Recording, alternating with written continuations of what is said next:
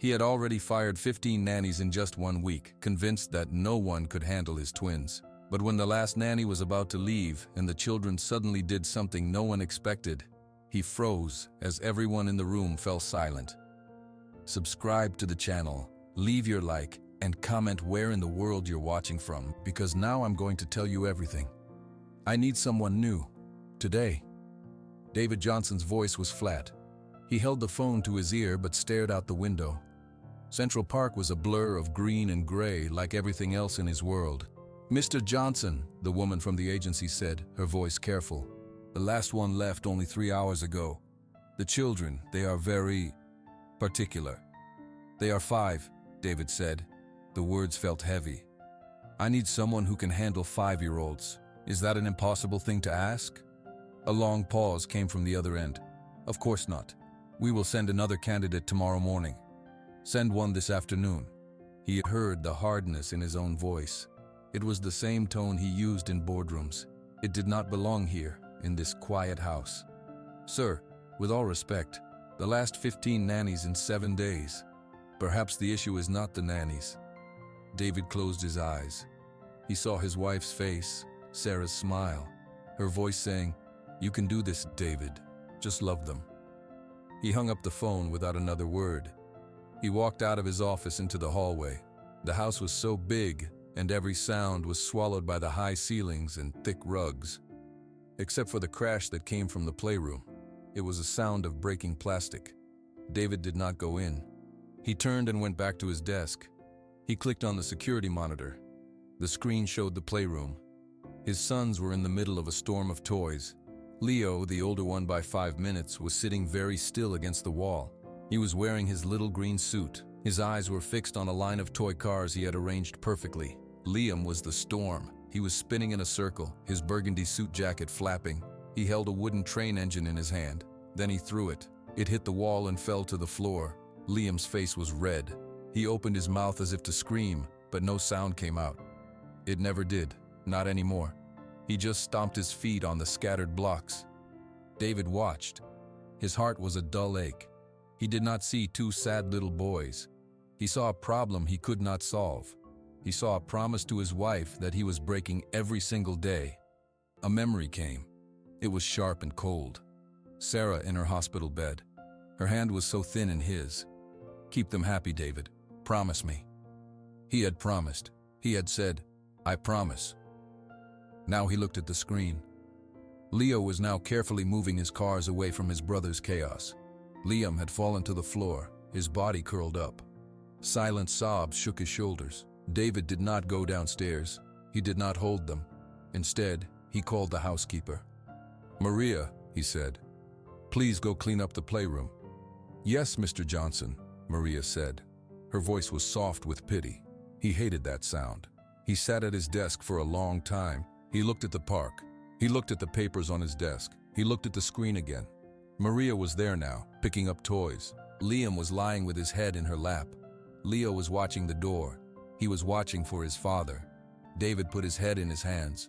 He was so tired. He had built a company from nothing. He could make $1 million with one phone call, but he could not get his own sons to speak. He could not make them smile. The doorbell rang. It was the new nanny, the 16th one. David clicked to the front door camera. A woman stood there. She wore a simple black dress and a white apron. Her hair was neat. In her hands, she held a small bag and a pair of bright yellow rubber gloves. He watched as Maria let her in. He watched as she walked to the playroom. He saw Leo look up. He saw Liam sit up. David turned off the monitor. He did not want to see another person fail. He did not want to see his sons push another person away. He already knew how this would end. In a few days, or maybe just a few hours, he would call her into his office. He would say the words, "It's not working. You're fired." He would say it in his flat boardroom voice. And then he would call the agency again. The house was silent. The only noise was the distant hum of the city, 10 stories below. Up here, in this beautiful, broken home, there was only quiet. A quiet so deep it felt like it would never end. He missed the sound of his children's voices. He missed the sound of his wife's laugh. Now all he had was the quiet and the sound of his own heart breaking over and over again. He picked up the phone. He would call the agency one more time. He would tell them to send another one tomorrow, just in case. Maria showed the new nanny into the playroom. The woman stood quietly just inside the door. She did not smile a big smile. She did not use a loud, happy voice. "Hello," she said. Her voice was soft. "My name is Lily." Leo looked up from his cars. His eyes moved from her face to her hands. She was holding a pair of bright yellow rubber gloves. Liam stopped spinning. He stared at the yellow gloves. Lily did not move closer. She looked at the messy room. She looked at the two boys in their little suits. She saw the tear tracks on Liam's face. "This is a big room," she said. "It looks like you have fun in here." Leo went back to lining up his cars. Liam picked up his train engine from the floor. He held it tight. Lily walked slowly to the far side of the room. She sat down on the floor, near the bookshelf, but not too close to the boys. She put her bag down. She slipped her hands into the yellow gloves. The sound was a soft snap. Liam's eyes followed her hands. He took a small step toward her. Lily picked up a book that was lying on the floor. She wiped the cover with her gloved hand. She did not say anything. She just sat. After a few minutes, Leo stood up. He walked to the shelf where the wooden puzzles were kept. He could not reach the one he wanted. He looked at Maria, but Maria had left the room. He looked at Lily. Lily saw him looking. "Do you need help?" she asked. Leo nodded. He pointed to the top shelf. Lily stood up. She got the puzzle box down and handed it to him.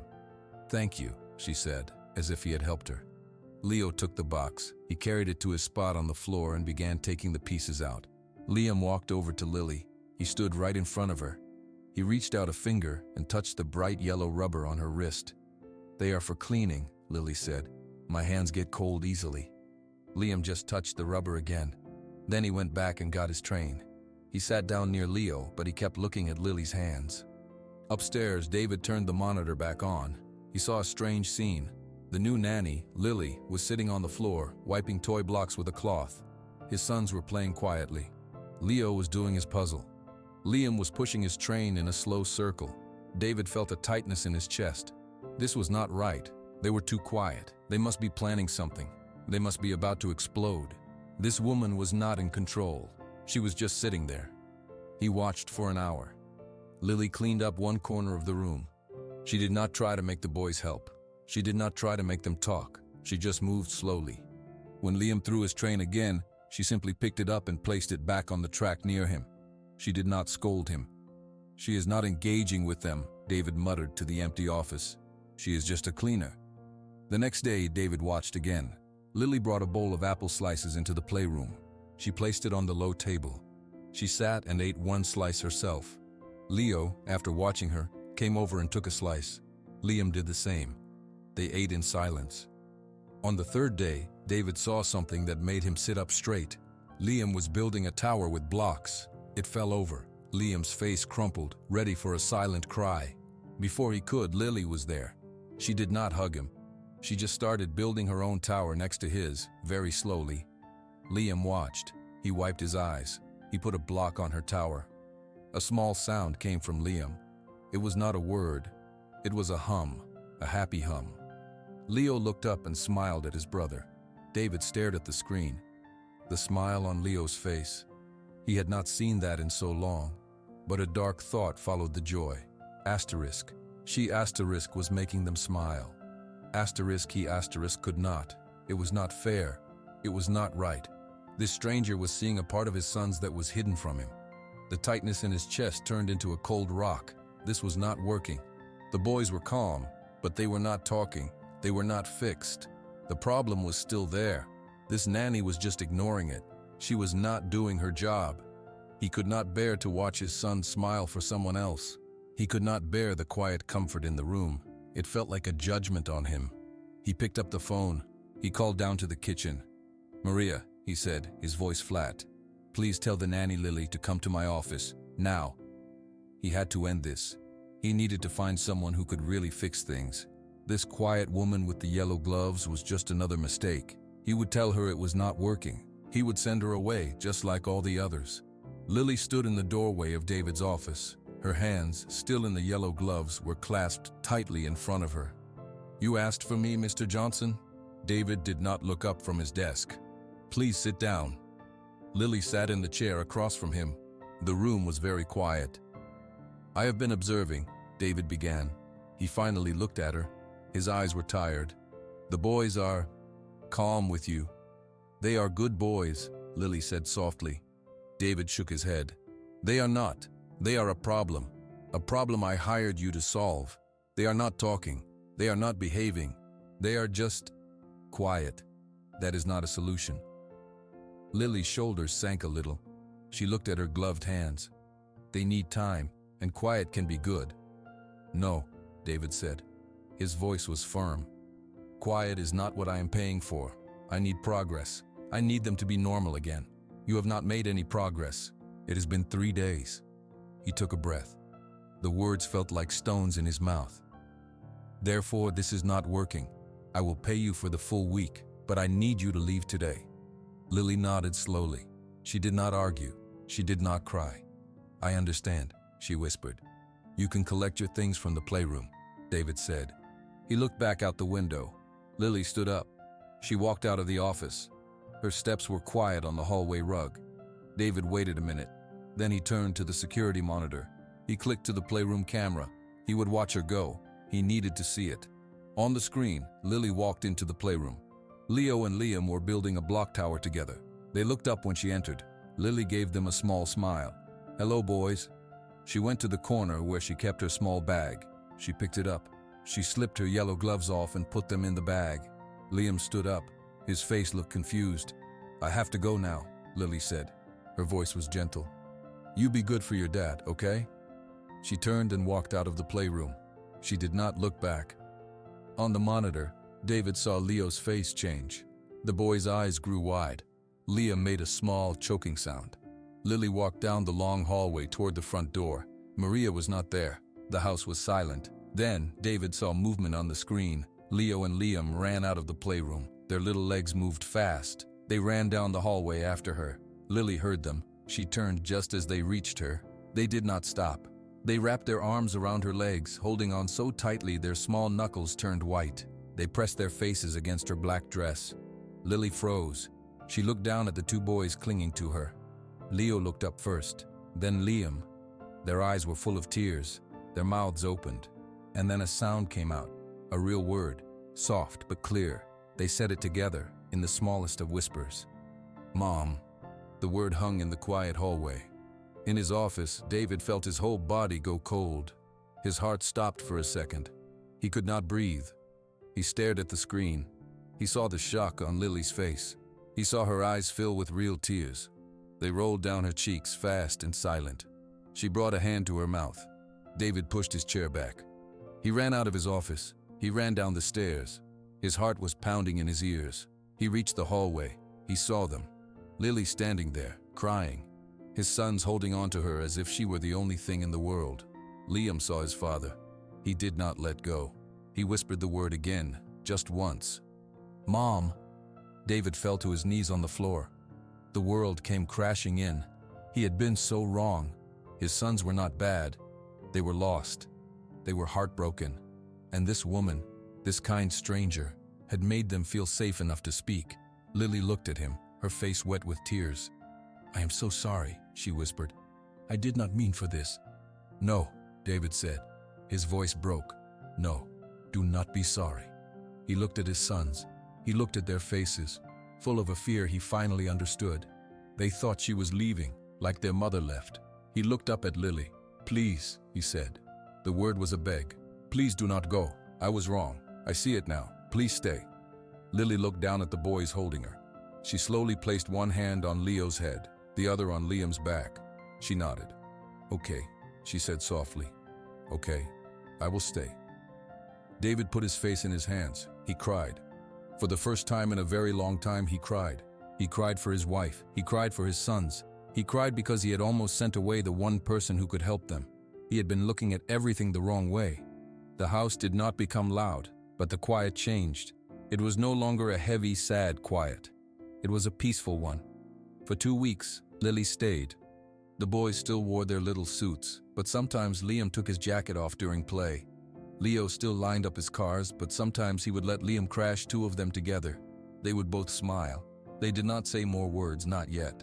But they made sounds, happy hums, little laughs. David tried. He came down from his office in the afternoons. He sat on the floor with them. He did not know what to do, so he just sat. Lily would hand him a block. "Liam likes to knock them down," she would say softly. One afternoon, David was building a wobbly tower when the doorbell rang. Maria went to answer it. A moment later, a voice filled the hallway. It was a clear, sharp voice. "David, where are you?" David froze. He looked at Lily. "My mother," he said. He stood up, brushing dust from his pants. Eleanor Johnson walked into the playroom. She was a tall woman with perfect silver hair. She wore a blue suit. Her eyes moved around the room, taking in the toys, the boys, Lily on the floor, and David standing there with a block in his hand. "Mother," David said, "this is a surprise. You said you were coming next month." "I decided to come early," Eleanor said. She looked at the boys. "Leo, Liam, come give your grandmother a kiss." The boys did not move. Liam hid behind Lily. Leo looked down at his cars. Eleanor's smile tightened. She turned her gaze to Lily. "And who is this?" "This is Lily," David said, "the boy's nanny." Lily stood up. She smoothed her simple dress. "Hello, Mrs. Johnson." Eleanor did not say hello back. She looked at Lily's clothes. She looked at her hands, which were bare. Lily had taken her gloves off to play with clay. The scars on her hands were visible. "I see," Eleanor said. She looked back at David. "I would like to speak with you, in your office." David nodded. He followed his mother out of the room. He glanced back at Lily. She was kneeling down again, talking quietly to Liam. In the office, Eleanor did not sit. "David, what are you thinking?" "What do you mean?" "That woman," Eleanor said. "She is clearly from a different world. Look at her hands, and the boys are clinging to her. It is not right." "The boys are doing better with her," David said. His voice was low. "They spoke. They said a word." "They said a word to her asterisk," Eleanor corrected. "Not to you. She is replacing their mother, and she is replacing you. Can you not see it? She sees a wealthy, grieving man and two helpless children. It is obvious." "No," David said. "It is not like that." "It is exactly like that." Eleanor's voice was firm. "You are blinded by grief. You are failing as a father, so you hire the first warm body to do the job for you, and she is taking full advantage." David felt anger rise in his chest. "You do not know what it has been like here. I know that my grandsons are not speaking to their own family.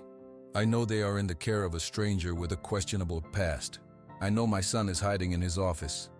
Eleanor stepped closer. "This ends now. Dismiss her. Today." "I will not," David said. Eleanor's eyes were cold. "Then you leave me no choice. If you cannot see the danger, I must act. Those boys need stability. They need proper care. They will come to Boston with me." David's blood ran cold. "What?" "I will file for custody, David. Grandparents have rights. A judge will see a competent, established woman versus a heartbroken father who hires a questionable nanny to raise his children. You will lose." "You cannot do that," David whispered. "I can, and I will," Eleanor said. "Unless you send that woman away and prove you can handle this. The choice is yours." She turned and left the office. David stood alone, his mother's words ringing in his ears. He felt the fragile peace of the last 2 weeks shatter. He looked toward the playroom. He heard the soft sound of Lily's voice. He thought of his sons' faces when they held on to her. For the first time, he was not just scared of his own failure. He was scared of losing them forever. David did not tell Lily what his mother said, but she could see it. The calm was gone from his face. His eyes were worried again. He jumped when the phone rang. 3 days after Eleanor's visit, Lily took the boys to the park. It was a bright afternoon. Leo held her gloved hand. Liam ran ahead a few steps, then ran back to her. "Stay where I can see you, Liam," Lily said softly. They played on the swings. Lily pushed them, one hand on each boy's back. For a moment, she let herself feel happy. The sun was warm. The boys were laughing their quiet laughs. Then she felt it. A prickling on the back of her neck. The feeling of being watched. She turned her head slowly. A man was sitting on a bench across the playground. He was reading a newspaper. He looked ordinary, but Lily's heart began to beat very fast. She knew that profile. She knew the shape of his shoulders. It was Mike. He was from her old neighborhood in Chicago. He was a friend of his asterisk, Vince's friend. Lily quickly looked away. Her hands shook. She pulled her yellow gloves tighter. "Time to go home, boys," she said. Her voice sounded strange. Leo looked up at her. He saw the fear in her eyes. He nodded and took Liam's hand. Lily walked quickly, guiding them toward the street. She did not look back. She could feel the man's eyes on her all the way to the corner. That night, after the boys were asleep, Lily sat on her bed in her small room. She held her phone. She was staring at a text message from a number she did not know. "Yellow gloves. That's a funny thing to remember. He'll want to know where you are." Lily's breath caught. She dropped the phone like it was hot. She wrapped her arms around herself. There was a soft knock on her door. "Lily?" It was David. She quickly wiped her eyes. "Come in." David opened the door. He looked tired. "I wanted to talk about the schedule for next." He stopped. He saw her face. "What's wrong?" "Nothing," Lily said too quickly. She put her hands under her legs to hide their shaking. "I am just tired." David stood in the doorway. He did not believe her. "Is it my mother? What she said?" "No," Lily whispered. She looked at the floor. David took a step into the room. He saw the phone on the bed. He saw the scared way she held herself. "Lily, if something is wrong, you can tell me. After everything, you can tell me." Lily looked at him. She saw the real worry in his eyes, not anger, not judgment. Worry. She wanted to tell him, but the words stuck in her throat. If she told him, he would know about her past. He would know danger was near his sons. He would send her away. She knew he would. "It is nothing," she said again. "Really, just a long day." David waited a moment. Then he nodded slowly. "Okay. If you need anything. Good night, Lily." "Good night, Mr. Johnson." After he left, Lily picked up her phone. She deleted the message. Her hands, without the gloves, ached. She looked at the scars, the twisted skin. She thought about packing her bag. She thought about running, tonight. It was what she always did. When someone from her past found her, she left. She kept moving. It was the only way to be safe. She stood up and opened her closet. She looked at her small bag. Then she turned and looked at the door that connected to the boys' room. She could hear the soft sound of Liam's breathing through the monitor. She could not run, not yet. If she ran, the boys would think she left them, like their mother left them. They had just started to feel safe, but if she stayed, she might bring trouble to their door. She closed the closet. She sat back on the bed. She was trapped. For the first time, running felt wrong, but staying felt dangerous. The custody hearing was in a large, quiet room with wood panels. David wore a suit that felt too tight. He sat at a table with his lawyer, a man named Mr. Green. At another table sat Eleanor, her back very straight, and her lawyer, a woman named Miss Clay with a sharp voice. Lily sat in the back row. She wore a simple gray dress. Her hands, in plain white gloves today, were folded in her lap. She felt sick. The judge, an older man with glasses, spoke. "This is a preliminary hearing to address the petition for custody filed by Eleanor Johnson. Let's begin." Miss Clay stood up first. "Thank you, Your Honor. My client, Eleanor Johnson, is seeking primary custody of her grandsons, Leo and Liam Johnson. She is a stable, capable guardian. The father, David Johnson, is unfit." David flinched. Miss Clay walked toward the judge. "Since the tragic passing of the children's mother, David Johnson has abdicated his role as a parent. He has hired a succession of nannies to do the job of raising his sons. He is emotionally absent. He is more focused on his work than his children." "Objection," Mr. Green said. "This is characterization." "Overruled," the judge said. "Go on." Miss Clay turned and pointed right at Lily. "His latest hire is a perfect example, a live-in nanny with no known family, a transient work history, and," she paused, "visible physical scars she makes no effort to explain. She has been with the children for less than a month, and they are already inappropriately attached to her. This is not a home. It is a staffing arrangement." Lily felt every eye in the room turn to her. She wanted to disappear. David's lawyer stood up. Your Honor, my client is a loving father who is grieving. He found a caregiver who has made a positive connection with his children who are traumatized. That is a good thing. A connection that replaces their father? Miss Clay shot back.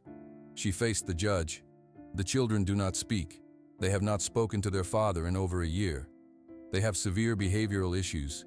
David Johnson's solution is to outsource parenting to a stranger. This is not in the children's best interest. The judge looked at David. Mr. Johnson, how do you respond? David stood up. His mouth was dry. I love my sons, I am trying. Lily, the nanny. She has helped them. They said a word. For the first time, they spoke. They spoke to her asterisk, correct? Miss Clay asked, not letting him finish. Not to you. You are not part of this breakthrough. You are merely the employer of the woman who managed it. David had no words. He just stood there. The judge made some notes. His face was hard to read. The court is concerned with stability, Mr. Johnson. A parade of nannies is not stability. A single nanny, however competent, is not a parent. I am their parent, David said, but his voice sounded weak, even to himself. Then act like it, the judge said plainly. From what I hear, you are not. I am leaning toward granting temporary custody to the grandmother while we schedule a fuller evaluation. David felt the floor drop away. He was going to lose them. Lily stared at the back of David's head. She saw his shoulders slump. She felt a pain in her chest. She wanted to stand up and shout that he was a good man, that he was trying, but she was the stranger they were talking about. Her presence was making it worse. She looked down at her gloved hands, hiding their secrets, and knew she was part of the reason he might lose everything. The house was dark and silent when the scream cut through the night. It was not a loud scream. It was a thin, scared sound from the baby monitor on David's nightstand. He was awake instantly, sitting up in bed. He had been staring at the ceiling for hours, the judge's words ringing in his ears. The sound came again, a cry of pain. David ran to the boy's room. Lily was already there, kneeling by Liam's bed. She had turned on a small lamp. What is it? David asked, his voice rough with sleep and fear. Lily looked up. Her face was pale. He is burning up. She touched Liam's forehead. Liam was whimpering, his eyes glassy. His fever is very high. David felt Liam's skin. It was hot and dry. A real physical terror seized him. This was not a mess to clean up or a behavior to correct. This was his son, sick and small. We need to go to the hospital. Now, David said. He scooped Liam up from the bed. The little boy's body was limp and hot against his chest. I will get Leo, Lily said. She went to the other bed and gently shook Leo awake. Leo, we have to go for a car ride. Liam is sick. Leo's eyes were wide, but he did not cry. He got out of bed and took Lily's hand. They moved fast through the dark house. David grabbed his car keys. He carried Liam to the garage. Lily buckled Leo into the back seat, then took Liam from David to buckle him in next to his brother. David got behind the wheel. The streets of New York were empty at this hour. David drove fast but carefully. He kept looking in the rearview mirror. Is he awake? David asked. Barely, Lily said from the back. She was holding Liam's hand. Her yellow gloves were gone. In the dim light from the street lamps, David could see her bare hands holding his son's small, hot one. At the hospital emergency room, everything was bright lights and noise. A nurse took them to a small room right away. Liam was so small on the big bed. A doctor came and asked questions. They gave Liam medicine to bring the fever down. They put a cool cloth on his head. David stood by the bed holding Liam's hand. He watched his son's chest move up and down. He heard each shallow breath. He thought of Sarah in a hospital bed. He thought of promises he could not keep. A soft sob escaped him. He tried to stop it, but he could not. He put his other hand over his eyes. David? Lily's voice was soft. She had settled Leo in a chair in the corner with a blanket. The boy was watching everything. David shook his head. The words tumbled out, low and broken. I cannot lose him too. I promised her. I promised Sarah I would keep them safe and happy, and I am failing. I am failing at everything. The judge is right. I am not a father. I am just a man in a house who does not know what to do. He felt a hand on his arm. It was Lily's bare hand. Her skin was warm, the scars smooth under his touch. You are here, Lily said. Her voice was firm. You are here, holding his hand. That is what a father does. David looked at her. He saw her own tears. He saw her scars clearly for the first time. The skin was twisted and shiny. "My hands," Lily whispered. She looked at them, holding Liam's. "A fire, 5 years ago, in Chicago. It took my mom, my dad, my little brother." She took a shaky breath. "I got out. I have these. I wear the gloves, to hide them. From people. From myself, maybe. I thought if I kept moving, the past would not find me. But it always does." David stared at her. He saw her pain, so deep and old, right beside his own. They were not a father and a nanny in that moment. They were just two broken people, holding on to one small, feverish boy. "You are the bravest person I know," David said quietly. Lily gave a small, sad smile.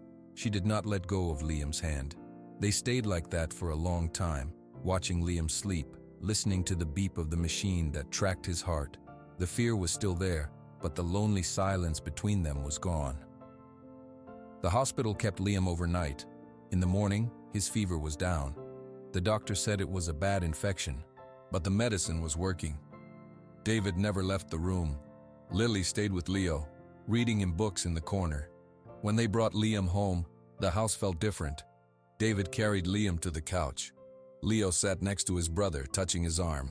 A few days later, David's lawyer called. "The judge wants to see you. Tomorrow. Just you." David's stomach tightened. This was it. The final decision. The next day, David sat again in the judge's chambers. His mother was there, her lawyer beside her. The judge looked at David over his glasses. "Mr. Johnson, I received the hospital records from the other night. You took your son to the emergency room at 2 in the morning." "Yes, Your Honor," David said. "The nurses noted you were present the entire time. They noted you were distraught. They noted a woman was with you holding the boy's other hand. That was the nanny?"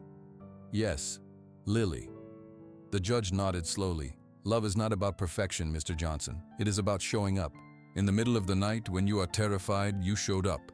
That is what this court needs to see." He turned to Eleanor. "The petition for custody is denied. Full custody remains with David Johnson. I am ordering a family counselor to help them, but the children stay with their father." David felt a rush of relief so strong he thought he might have fallen over. "Thank you, Your Honor." Eleanor's face was like stone. She said nothing. Back at home, David told Lily the news. She smiled, a real, full smile. "That is wonderful, David." But the peace lasted only 2 days. Eleanor came to the house. She did not call first. She walked into the living room where David was playing trucks with Liam. Lily was in the kitchen making lunch. "We need to talk," Eleanor said. Her voice was icy. She dropped a folder on the coffee table. "About your nanny." David looked at the folder. "What is this?" "The truth. I hired a detective. Her name is not just Lily, it is Lily Carson, from Chicago." In the kitchen doorway, Lily froze. Her face went white. 5 years ago, Eleanor continued, there was a fire in her apartment building. Her family died. It was not an accident. It was arson, set by her ex-boyfriend, a man named Vince Miller. He went to prison for it. David looked at Lily. She was holding onto the door frame. She nodded just once. It was true. "She has been running from this," Eleanor said. "She brings violence and danger with her. She lied to you. She hid this. And now that man is out of prison. He was released 3 weeks ago." David stood up. "Why are you telling me this?" "To make you see sense," Eleanor said. "This woman is a catalyst for disaster. Your sons are attached to someone with a violent criminal hunting her. You must make her leave, for their safety." David looked from his mother's angry face to Lily's terrified one. He thought of Lily in the hospital, holding Liam's hand with her scarred hands. He thought of her quiet strength. He thought of the word "mom" whispered in the hallway. He picked up the folder. He handed it back to his mother. "No," he said. "David, be reasonable." "I am," David said. His voice was calm, firmer than he had ever used with her. "Lily is not running from guilt. She is running from fear. She is part of this family now, and we protect our family. You need to leave, Mother." Eleanor stared at him, shocked. "You are choosing this stranger over your own mother?" "I am choosing my sons," David said, "and the person who helped them find their voices again. Goodbye, Mother." For a long moment, Eleanor said nothing. Then she took the folder. She turned and walked out of the house without another word. David let out a long breath. He turned to Lily. She had tears in her eyes. "He is out, David," she whispered. "Vince is out, and he knows where I am." David walked over to her. He did not touch her, but he stood close. "Then we will be ready," he said. "You are not alone anymore." For 3 days, the house felt like it was holding its breath. David had new locks put on all the doors. He gave Lily a phone to keep with her always, but Vince did not appear. On the 4th day, the sky turned dark gray by lunchtime. The wind began to howl outside the windows. "A big storm is coming," David said, looking at his phone. "They say the whole city will get it tonight." Lily watched the trees in Central Park bend. She felt cold. In the afternoon, David's phone rang. It was his office. A deal in London was falling apart. They needed him on a video call right now. It could not wait. "I have to go to the office," David told Lily, his face worried. "It will only be for 2 hours. I will be back before the worst of the storm." "Go," Lily said, forcing her voice to be calm. "We will be fine. We have the phone." David left. Lily locked the door behind him. She went to the playroom with the boys. She tried to play a game, but the wind was too loud. The lights flickered once, then twice. Then, with a sudden pop, all the lights went out. The hum of the house stopped. Everything was dark and quiet except for the sound of the storm. Lily's heart raced. "Stay right here, boys," she said. She felt for Leo and Liam in the dark. She found their hands. She led them to the big hall closet. But then she remembered something Sarah had told her about a long time ago. A secret. She turned and went to the wall near the stairs. She pressed a panel, just like Sarah had said. A small door, hidden in the wall, clicked open. It was a secret closet, just big enough for 2 small boys. "Inside," Lily whispered. "Quickly. Do not make a sound, no matter what you hear." Leo understood. He pulled Liam into the dark space. Lily closed the door. She could hardly see it now. She turned around. The house was pitch black. Then she heard a new sound. The crunch of broken glass. It came from the kitchen door. Someone was inside. Lily moved quietly. She went to the fireplace in the living room. She felt for the heavy metal poker. She held it tight in both hands. A man's voice called out in the dark. "Lily, I know you're here. Your friend Mike saw you. He said you looked real comfortable with some rich guy's kids." It was Vince. His voice was the same. It made her feel sick. She did not answer. She stepped into the hallway. A flashlight beam cut through the dark, finding her. Vince stood at the other end of the hall. He was bigger than she remembered. He smiled. "There you are." "Get out, Vince," Lily said. Her voice did not shake. "Or what? You'll hit me with that?" He laughed and started walking toward her. "You ruined my life. I did 10 years because of you. Now you get to live in a palace?" "Leave the boys alone," Lily said, stepping back, keeping herself between him and the hidden closet. "What boys?" Vince said, his eyes gleaming in the flashlight light. "You playing house now?" He lunged at her. Lily swung the poker. It hit his arm. He yelled in pain and grabbed it, twisting it from her hands. It clattered to the floor. Then the front door burst open. Wind and rain blew into the house. A figure stood in the doorway. David. He saw Vince with the flashlight, saw Lily against the wall. He did not hesitate. He charged across the room and tackled Vince. The 2 men fell to the floor. They fought in the dark, their shapes rolling near the big staircase. Grunts and the sound of fists hitting flesh filled the air. Lily screamed, "David!" David was on top of Vince for a second. Vince pushed him hard. David fell back, his head hitting the bottom step. He lay still. Vince stood up, breathing hard. He turned back to Lily. "Now, where were we?" But David was not unconscious. He grabbed Vince's ankle and pulled. Vince fell backward, hard. His head hit the edge of the marble floor with a terrible thud. He did not move. David crawled over to Lily. "Are you hurt? The boys?" "They are safe," Lily gasped. "Hidden." David found his phone. His hands were shaking. He called the police. "Please come. A man broke into our house. He is unconscious. Our address is..." He dropped the phone. He put his arms around Lily. They sat on the floor in the dark hallway, listening to the storm, waiting for the red and blue lights to flash through the windows. 3 weeks after the storm, the house on Central Park was different. The broken window was fixed. The police had taken Vince away. The danger was gone. One morning, David found Lily in the kitchen. She was making pancakes. She did not have her yellow gloves on. Her scars were visible. She was not hiding them anymore. "Lily, can we talk?" David asked. "Of course," she said. She turned off the stove. They sat at the kitchen table. The boys were in the playroom. They could hear Leo explaining something to Liam in a quiet, serious voice. "I do not want you to be the nanny anymore," David said. Lily's face fell. She looked down at her hands. "I want you to be family," David said quickly. "Stay here, not as an employee, as Lily, as their guardian, as my friend. This is your home if you want it." Lily looked up. Tears filled her eyes. "I do not have anywhere else to go," she whispered, "but I want to stay, more than anything." David smiled. It was a real smile, one that reached his eyes. "Good. That's settled." The next Sunday, the doorbell rang. It was Eleanor. David felt his body tense, but he opened the door. His mother looked older. She held a bag from a toy store.